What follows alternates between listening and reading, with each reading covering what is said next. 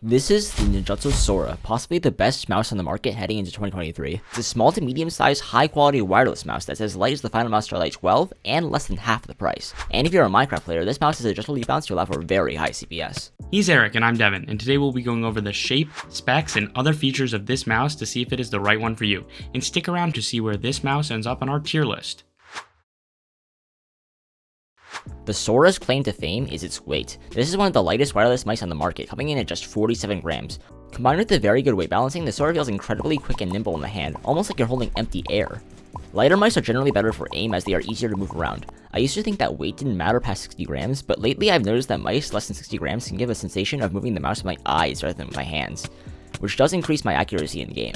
Despite being so light, the Sora has a very well built solid shell with no cutouts. There is only a tiny bit of flexing when squeezing very hard on the sides and bottom, which you would never notice in actual use. The build quality of this mouse rivals that of Logitech and Razer, easily blowing Finalmouse out of the water. The most important feature of a mouse for aim is the shape. Looking at the dimensions, you can see the Sora has a hump pushed towards the back, which offers decent palm support. You can also note the low button height for better precision, and a tapered grip width along with significant back flaring to allow for more consistent finger placements. Some reviewers have called the Sora an XM1 Mini, but I personally disagree. The Sora shares nearly the same length and grip width as the XM1, but has a lower and narrower hump, less angled sides, as well as a less pronounced back flare. The hump on the Sora is more forward and doesn't feel out my hand nearly as much as the XM1, which means I have to more tightly grip it for aggressive claw. This is my main issue with the mouse, and I would have preferred a more pronounced hump. The less angular sides on the Sora do make grips with fingers on the front half of the mouse more comfortable than the XM1. Overall, the Sora feels less like a small XM1 and more like a squashed XM1 with a smaller, pointier hump and less angled sides. Now compared to some other popular mice, the Sora is a bit curvier and has a narrower hump than the X2. Versus small mice like the M42 and Hottie S Plus, I'd say the Sora feels a bit wider and a fair bit lower. Overall, the Sora has a good shape for several claw grips, but doesn't feel amazing for any specific grip style like the XM1.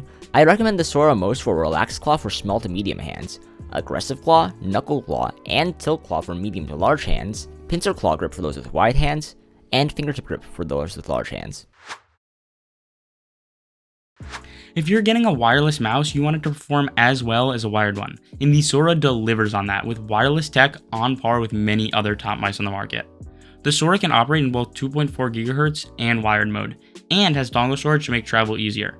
It uses a 3395 sensor which provides flawless tracking, as well as motion sync to make movements a bit smoother. There is no noticeable motion latency, and click latency can be as low as 4 milliseconds, which is on par with Glorious, Pulsar, Lamzu, and Fantech mice. It has around 70 hours of battery life when operating at its max polling rate of 1000 Hz, which in our experience keeps it running for at least a week of heavy use. When the Sora does die, it charges with a USB-C braided cable, which is a bit stiff and unfortunately has no angled stress relief, but luckily the mouse charges fairly fast, so you won't have to plug it in for too long or too often.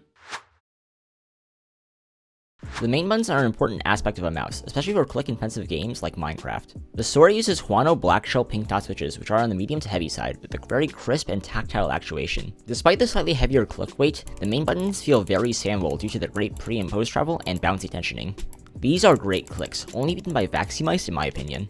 The side buttons on the Sora are very light and have a good amount of pre- and post-travel. These side buttons are very nice for use in game, but can feel just a little bit mushy. The scroll wheel uses a TTC silver encoder and has a very nice tight tensioning, with well-defined steps, while not being too loud. This is among my favorite scroll wheels I've tried. The scroll click, however, has far too little travel, making it hard to spam. Here's a sound test of all the buttons.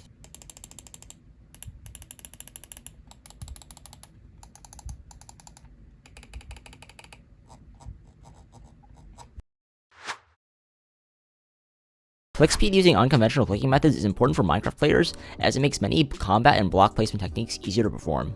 The Sora has adjustable debounce out of 0 milliseconds in its software, meaning all clicks can be registered. For jitter clicking, the Sora is fairly good due to the great travel and tensioning on the clicks, meaning I can maintain a click speed of around 13 to 15 CPS. For butterfly clicking, I can hit over 25 CPS on the Sora, and it's very comfortable for butterflying, with my only complaint being the somewhat pointy hump angling the fingers in a slightly unideal way.